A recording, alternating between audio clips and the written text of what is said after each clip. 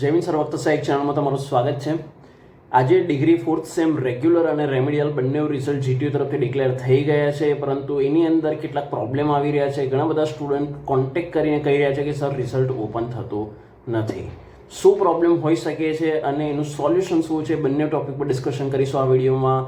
પરંતુ એ પહેલાં ડિસ્ક્રિપ્શન બોક્સમાં ઇન્સ્ટાગ્રામ ચેનલની લિંક તમારે જો શેર કરી છે તો વિડીયોના એન્ડમાં ખાસ ત્યાં જોઈન થઈ જજો જો હજુ સુધી જોઈન નથી થયા તો, કારણ કે જીટીયુની જેટલી પણ લેટેસ્ટ અપડેટ હશે તમને ત્યાંથી શ્યોર મળી રહેશે। હવે સૌથી પહેલાં આપણે વાત કરીએ તો કે બેટા જે જીટીયુનું ડિગ્રી ફોર્થ સેમનું રેગ્યુલર રેમેડિયલનું રિઝલ્ટ આવ્યું છે તો કે એ ઘણા બધા સ્ટુડન્ટ્સ એવા છે, બરાબર। ફરીથી કહું છું, માત્ર ને માત્ર બેટા તમે એવા નથી કે જેનું આ રિઝલ્ટ ઓપન નથી થતું। ઘણા બધા વિદ્યાર્થીઓ એવા છે કે જેમને હજુ સુધી આ રિઝલ્ટ કન્ટિન્યુઅસ ટ્રાય કરે છે, ઓપન નથી થતું અને ત્યાં તો એરર પણ આવી રહી છે, ઇનકરેક્ટ પાસવર્ડ છે તો કે એવું પણ બતાવી રહ્યા છે અને કદાચ તમારી જોડે પણ આ સેમ પ્રોબ્લેમ અત્યારે તમારે ફેસ કરવો પડતો હશે।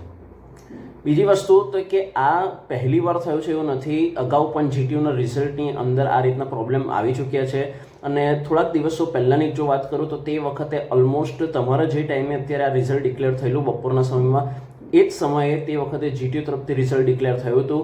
કેટલાય વિદ્યાર્થીઓને આવો સેમ પ્રોબ્લેમ થયો હતો અને તે વખતે લગભગ રાત્રે 11-1 વાગ્યા સુધીમાં મોડામાં મોડું એ રિઝલ્ટ ધીરે ધીરે કરીને બધા વિદ્યાર્થીઓને દેખાવાનું સ્ટાર્ટ થઈ ગયું હતું। એટલે મારા તરફથી તમને બે સલાહ રહેશે કે બેટા કન્ટિન્યુઅસ થોડા ટાઈમે 15-20 મિનિટ અડધો કલાકે તમારું રિઝલ્ટ ઓપન કરવાનો ટ્રાય કરતા રહેજો।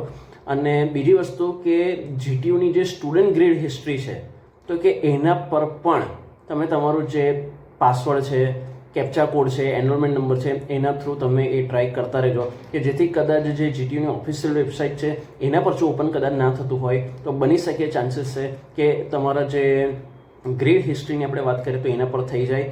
અને મેં તમને જે રીતે કીધું કે અગાઉ આવા પ્રોબ્લેમ જ્યારે આવ્યો હતો ત્યારે મોડું રાત્રે 10-11 વાગ્યા સુધીમાં પણ સેમ ડે સ્ટુડન્ટ્સનું રિઝલ્ટ ઓપન થવા મળ્યું હતું, કારણ કે ઘણા બધા વિદ્યાર્થીઓ તમારા જેવા એક સાથે અત્યારે આ રિઝલ્ટ કે જેનો એ બહુ ટાઈમથી વેઇટ કરતા હતા તો કે એ અત્યારે જોવા બેઠા હોય, એટલે ટેકનિકલ ઇસ્યુ આવે એ સ્વાભાવિક છે। સો સહેજ પણ ચિંતા ના કરતા। અને બીજી વસ્તુ કે જે તમારું રિઝલ્ટ છે એ ઓબ્વિયસલી તમને એનો ડર હશે કે પાસ થઈશું, ફેલ થઈશું અને રિઝલ્ટ ઓછું તો નહીં આવ્યું હોય અને પ્લસ ઉપરથી આ રિઝલ્ટ ઓપન થવામાં ડિલે થાય છે।